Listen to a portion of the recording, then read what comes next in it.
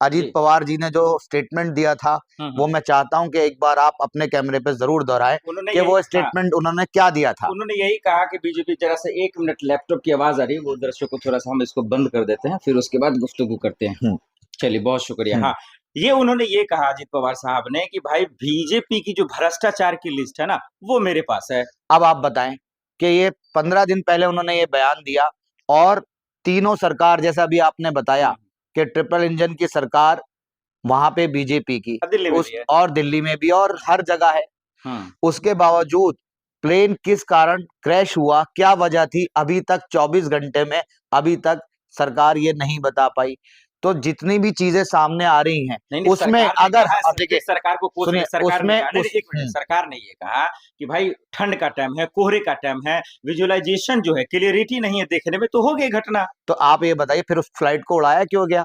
अगर आप कह रहे हैं ठंड का टाइम है, कोहरा है, फ्लाइट को दिख नहीं रहा है, तो फिर उस फ्लाइट को उड़ाने की परमिशन किसने दी? मैं सबसे पहला सवाल उससे करता हूं कि इसका मतलब वो परमिशन ही जो दी है वही गलत दी है, वही एक साजिश है। अगर मुझे मालूम है कि मैं ऊपर जाके प्लेन नहीं उड़ा पाऊंगा, मौसम खराब है, कोहरा है, तो मुझे फिर उड़ने की परमिशन ही नहीं देनी चाहिए। और कोई उसमें आम आदमी सफर नहीं कर रहा था कि आम आदमी के बारे में जो बीजेपी सोचती नहीं है, उसमें डिप्टी सीएम जो है सफर कर रहे थे, तो क्या उनको परमिशन देनी चाहिए थी फ्लाई करने की? और अगर हम देखिए, आपने अभी क्या कहा कि राजनीति क्यों कर रहे हैं आप? हम लोग राजनीति नहीं कर रहे हैं। अगर किसी इंसान की एक्सीडेंटल डेथ होती है तो उसका पोस्टमार्टम भी होता है और उसका जो है इंक्वायरी भी होती है। हमारी तरफ से मांग यह है कि सुप्रीम कोर्ट के अंडर रहते हुए इस चीज की इंक्वायरी बैठे, इंक्वायरी हो। आप कह रहे हैं, हर कोई ये कहेगा, अरे पूरा हिंदुस्तान सरकार पे भरोसा करे, तो अरे कहाँ, अगर भरोसा होता, सरकार को भरोसा हो तो सरकार कह दे, कह दे, बयान दे दे कि ठीक है हम जो इंक्वायरी बिठाएंगे अंडर कोर्ट। क्या हो रहा है आप ये बताइए? जब किसी मस्जिद मंदिर का मसला होता है तो अंडर कोर्ट इंक्वायरी बैठा देते हैं ना सरकार, किसी की एक पीएल डालने पे बैठ जाती है ना इंक्वायरी। तो क्या किसी की जान पे जाने पे, और वो शख्स की जो के पूरे महाराष्ट्र का राजा कहलाता था, अगर उसकी जान जा रही है तो उसके लिए क्या सरकार एक बयान ये नहीं दे सकते मोदी जी कि हम इंक्वायरी बिठाएंगे, सुप्रीम कोर्ट के अंडर में बिठाएंगे? परेशानी क्या है? ये दुर्घटना, ये एक्सीडेंट को आप इसको भ्रष्टाचार से या करप्शन से क्यों जोड़ रहे हैं? ये हालात मैं नहीं जोड़ रहा हूँ, ना ममता बनर्जी जोड़ रही है, ना कोई और अपोजिशन जोड़ रहा है, खड़गे जोड़ रहा है, नहीं, जो हालात हैं, जो सामने से हालात हैं, वो उसका जो एक अंदेशा ये है कि ये भी चीज हो सकती है। अगर आप सही हैं, सरकार ठीक है, बीजेपी का कोई रोल नहीं है, तो बीजेपी उसी पे इंक्वायरी बिठा दे। 15 दिन, जो शख्स 15 दिन पहले बयान देता है कि मेरे पास बीजेपी के खिलाफ सारे सबूत हैं, 15 दिन बाद उसकी इस तरह से डेथ हो जाती है, तो कोई भी इंसान होगा वो ये सोचेगा ही सोचेगा। अगर मोदी जी भी दूसरी पार्टी में होते तो मोदी जी भी आज खड़े होकर इंक्वायरी मांग रहे होते कि जो इंक्वायरी कराइए, क्योंकि 15 दिन पहले। तो मतलब आप ये इशारा करना चाह रहे हैं, अगर अजीत पवार साहब इतने ईमानदार थे, इतने होशमंद थे, इतने ताकतवर थे, तो आरोप क्यों लगाया? बताते, फिर छोड़ देते ना बीजेपी, छोड़े क्यों नहीं? देखिए ऐसा, अब वो तो दुनिया में रहे नहीं, क्या पता उनका जो है आज का प्लान हो, यही तो क्या पता उनका आज का प्लान हो। यही तो ममता बनर्जी कह रही है कि भाई वो बीजेपी छोड़ने वाले थे, तो ममता जी पहले क्यों नहीं कही? मैंने क्या कहा, क्या पता उनका वो सबूत लेके बैठने का आज का प्लान हो। आपको पता है कि नहीं था? आप कह सकते हो, तो मैं कैसे कह दूं? क्या पता या आज का उनका प्लान हो कि मैं सारे सबूत लेके बैठूंगा। तो देखिए वो चीजें तो कुछ भी हो सकता है, पॉसिबिलिटी हर चीज है। लेकिन अगर इंक्वायरी होगी, इंक्वायरी में अगर क्लीन चिट मिल जाती है, तो हम खुद कह रहे हैं कि हम उस फैसले के साथ रहेंगे, जो कोर्ट का फैसला होगा हम उसके साथ रहेंगे। लेकिन कोर्ट के अंडर, कोर्ट के, सुप्रीम कोर्ट के ये इंक्वायरी होने से किस बात का डर है? अगर आप सही हैं तो आपको डर होना नहीं चाहिए। अगर आप ये कहते हैं कि कोहरा था तो परमिशन क्यों दी फ्लाई की? कहा रहे भाई, वो तो सीएम फडणवीस साहब ने कहा कि भाई इतना तमाशा मत कीजिए, लास्ट पे राजनीति मत कीजिए। अरे तो 24 घंटे हो चुके हैं, दे देना बयान, क्या जा रहा है? एक सीएम के लिए क्या जा रहा है? ये कह दे कि ठीक है हम इंक्वायरी कराएंगे। मैं कह रहा हूं, अगर मैं आप पे कोई गलत इल्जाम लगा रहा हूं तो आप कह देंगे ठीक होगा। हर चीज से विपक्ष को तकलीफ है, आपको तकलीफ है, मैं इसलिए कह रहा हूँ। पहलगाम होता है तो आप सवाल पूछते हैं, पुलवामा होता है तो आप सवाल पूछते हैं, दिल्ली धमाका होता है तो फिर आपके एलजी, फिर वही एलजी आकर कहते हैं पहलगाम जो प्लान था। आपके ही एलजी ने कहा ना, सरकार में तो थे उस वक्त वो एलजी जिन्होंने सारे इल्जामात खोले। उसके बाद उनके साथ क्या हुआ सबको पता है। तो ऐसा हर बार क्यों होता है कि कोई भी इंसिडेंट होता है तो उस टाइम जो पावर में होता है, चाहे वो जज हो, चाहे वो कमिश्नर हो, चाहे कोई भी हो, फिर बाद में आके चाहे वो रिटायर होने के बाद कहे, चाहे वो नौकरी छूटने के बाद कहे, वो ये कहता है कि नहीं इसके में प्लानिंग हुई थी। तो हर बार ऐसा क्यों हो रहा है? जब ऐसा हो रहा है जब ही लोग बोल रहे हैं, जब ही आवाज उठ रही है। आवाज जब ही उठती है जब कहीं से धुआं निकल रहा होता है कि हाँ आग लग रही है। तो अगर आपको आग नहीं लग रही है तो आप इंक्वायरी की आज 24 घंटे के अंदर आप जो इंक्वायरी बिठा दें। ईडी जब ममता बनर्जी के घर पे जाती है तब तो भाई फाइल लेके ममता जी भागने लगती हैं। देखिए पहले, और अब कह रहे हैं कि अजीत पवार साहब के पास फाइल था बीजेपी पहले का। मैं ये जानना चाहूंगा ये ईडी क्या होती है? वो जो औजार जो डराने के लिए इस्तेमाल करते हैं मोदी जी, बस एक ही रोना उसी की है, बात कर रहे हैं आप? एक ही रोना पहले है। आप मुझे उसी की बात कर रहे हैं आप? अरे भाई केंद्र की एजेंसियां हैं वो। अगर एजेंसियां पहले तो नहीं थी, 20 साल पहले कहाँ थी एजेंसियां? एजेंसियां आराम से काम करती थी, जो उनका काम होता था। आज की डेट में जहां पहले चुनाव होने वाले होते हैं वहां पहले जो है पोस्टर नहीं पहुंचते हैं, वहां ईडी पहुंचती है। दिल्ली में चुनाव हुआ, कौन पहुंचा पहले? ईडी पहुंची। चीफ मिनिस्टर कहाँ गए? जेल गए।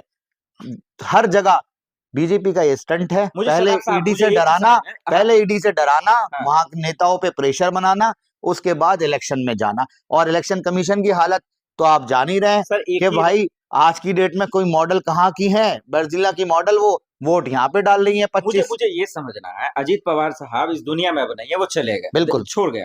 सवाल ये है कि जब वो 15 दिन पहले कह दिए कि बीजेपी भ्रष्टाचार का जो सबूत है वो मेरे पास है, तो उद्धव ठाकरे साहब चुप हैं, शिंदे साहब चुप हैं, शरद पवार साहब चुप है, आप चुप हैं, कांग्रेस चुप है, तब क्यों नहीं बोल रहे थे?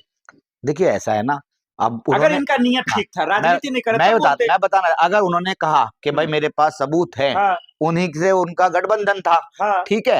अब गठबंधन में रहते हुए एक इंसान दूसरे अपने पार्टी को, अलायंस जिसके साथ है, उसके बारे में ऐसा कह रहा है, तो जब तक वो स्टेज पे आके कुछ सबूत मीडिया पे नहीं रखेगा तो कोई और नहीं बोल सकता, क्योंकि कल क्या पता वो चीज ना हो। चली ना, विपक्ष क्या कर रहा था? अरे मेरी बात तो सुनिए, आज तब सवाल उठाया जब वो निधन हो गया। हाँ, वो इसलिए उठाया, राजनीति है। अरे सुनिए, ये तो कूटनीति है। अगर वो सबूत होते सामने हमारे तो हम जब भी सवाल उठाते, हम बिना देखी हुई चीज के लिए हम नहीं आवाज उठा सकते। सबूत तभी नहीं आपके पास सबूत, लेकिन इंक्वायरी हो गया, इंक्वायरी बैठेगी, निधन तो हो गया ना, ये डेथ तो हो गई ना, ये तो हमारी आंखों के सामने है ना।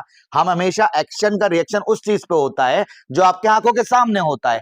उन्होंने वो बयान दिया, 15 दिन बाद उनकी डेथ हो गई, एक्सीडेंट डेथ है उनकी, तो उस पर कोई भी इंसान होगा, आप भी अगर इस माइक के इस साइड बैठेंगे तो आप जरूर कहेंगे कि इंक्वायरी बैठनी चाहिए। किसी की ये राजनीति की बात नहीं है, ये राजनीति की बात नहीं है। जिस परिवार से जिस परिवार का शख्स गया है उसके दिल से पूछिए, उसकी बीवी से पूछिए, उसके घर वालों से पूछिए, उनके दिल में क्या क्या सवालात आ रहे होंगे। और सिर्फ अजीत पवार ही नहीं, उस फ्लाइट में 5-4 लोग और भी थे, वो भी वैल्यू रखते हैं मेरे लिए, वो भी बराबर ही है, क्योंकि वो भी भारतीय थे, उनकी भी जिंदगी है, उनके भी घर वाले हैं, उन सब के लिए सर यही बात उन सब के लिए साहब कह रहे हैं कि ऐसे वक्त में, दुख के घड़ी में आप लोग क्यों राजनीति कर सवाल उठा रहे हैं? राजनीति नहीं है, रहिए ना, राजनीति साथ रहिए दुख के। अरे आप जवाब दे दीजिए ना, अगर आप सही है, अभी चाहिए आपको जवाब, आप अभी दे देंगे तो क्या हो जाएगा? इंक्वायरी के लिए अगर आप कह देंगे ठीक है हम इंक्वायरी बिठाएंगे, 24 घंटे के बाद, 48 घंटे के बाद, 72 घंटे के बाद, आप एक स्टेटमेंट ही तो देना है। अगर कोई हादसा हुआ है, इतना बड़ा नेता हिंदुस्तान का के जो है शहीद हुआ है, मैं ये कहूंगा, तो उसके लिए अगर ये गवर्नमेंट कह देगी, उन्हीं के अलायंस की पार्टी का एक शख्स, तो आप ये अगर ये कह देंगे कि, ये कहना चाहते हैं कि अजीत पवार साहब कोई ऐसी फाइल बीजेपी की है भ्रष्टाचार का जो खोलना चाहते थे? देखिए वो तो उन्होंने खुद बयान दिया था, मैं नहीं कहना चाहता, ये अजीत पवार जी ने बयान दिया था। क्या पता वो आज मीडिया के सामने बैठते, क्या पता संडे में बैठते। ये सवाल देखिए ऐसा है, ये सवालात, ये जो शक का घेरा बन रहा है, अगर ये आप मेरे ऊपर भी बन रहा होता, मैं क्लियर हूं, तो मैं कहूंगा ठीक है, पहले मैं शक के घेरे को खत्म करता हूं।